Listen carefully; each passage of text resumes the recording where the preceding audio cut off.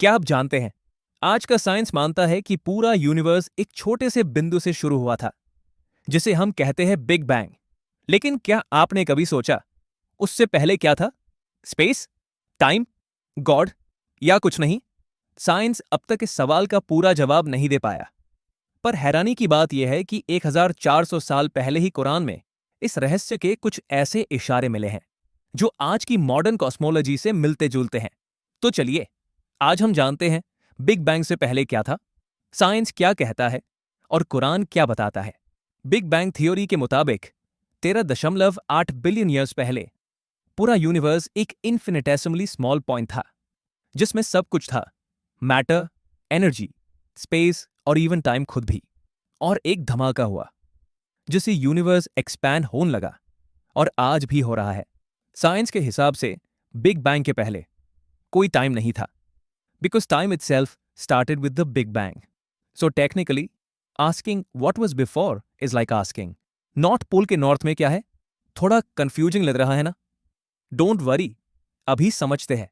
Einstein की theory of relativity के मुताबिक स्पेस और टाइम एक हाई फैब्रिक के पार्ट है। जब यूनिवर्स था ही नहीं, स्पेस और टाइम का होना भी इम्पॉसिबल है। तो साइंस के मुताबिक बिग बैंग से पहले था एक सिंगुलैरिटी, एक ऐसी स्टेट जहां लॉज ऑफ फिजिक्स फेल हो जाते हैं। ना मैटर था, ना एनर्जी, सिर्फ पोटेंशियल और कंप्रेस्ड रियलिटी। लेकिन सवाल यह है, अगर टाइम हाँ नहीं था, तो कौन डिसाइड करेगा कब बिग बैंग हुआ? क्या कोई ऐसी ताकत थी जो ये धमाका के पहले मौजूद थी? क्या वही क्रिएटर था जिसका जिक्र दुनिया के धर्म ग्रंथों में मिलता है? साइंस यहां रुक जाता है, पर जब हम कुरान खोलते हैं, कुछ ऐसी आयतें मिलती है जो इस ब्रह्मांडीय रहस्य को और गहरा बनाते हैं। कुरान के सूरह अल-अंबिया में लिखा है, क्या जिन्होंने इंकार किया, उन्होंने नहीं देखा कि आसमान और जमीन एक साथ जुड़े हुए थे, फिर हमने उन्हें अलग किया। ये लाइन बिग बैंग के कॉन्सेप्ट से मिलती है। हेवेंस और अर्थ एक साथ एक क्लोज्ड मास, और फिर अल्लाह ने उन्हें सेपरेट किया। जैसे बिग बैंग में एक सिंगुलैरिटी से यूनिवर्स एक्सपैंड हुआ, और सूरह फुसिलत में कहा गया है, फिर उसने आसमान की तरफ रुख किया जब वो धुआं था।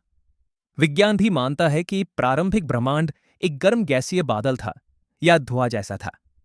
यानी कुरान के वर्सेस वो हिंट्स देते हैं जो साइंस ने बिलियंस ऑफ डॉलर्स के टेलीस्कोप और एक्सपेरिमेंट्स के बाद डिस्कवर किया।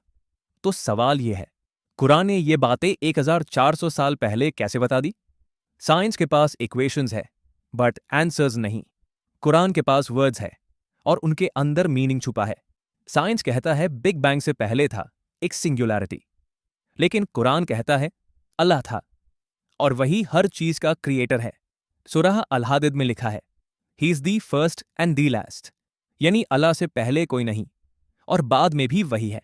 जब कुछ भी नहीं था, ना टाइम, ना मैटर, ना स्पेस, तब भी क्रिएटर मौजूद था, और उसने हाय एक हुक्म दिया, कून फयकून, हो जा, और सब कुछ हो गया।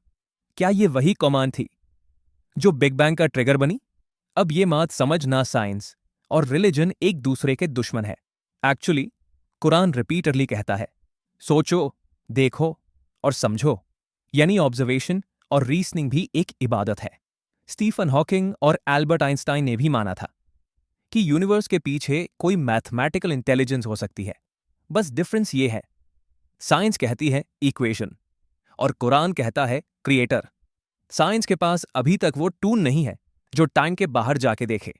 पार कुरान हमें एक स्पिरिचुअल टेलीस्कोप देता है जो हमें वो चीजें दिखता है जो आंखों से नहीं, सिर्फ यकीन से दिख सकती है।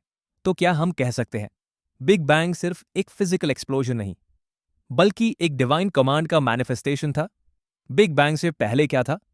साइंस कहती है एक सिंगुलैरिटी, कुरान कहता है एक क्रिएटर जो सब कुछ का सोर्स है।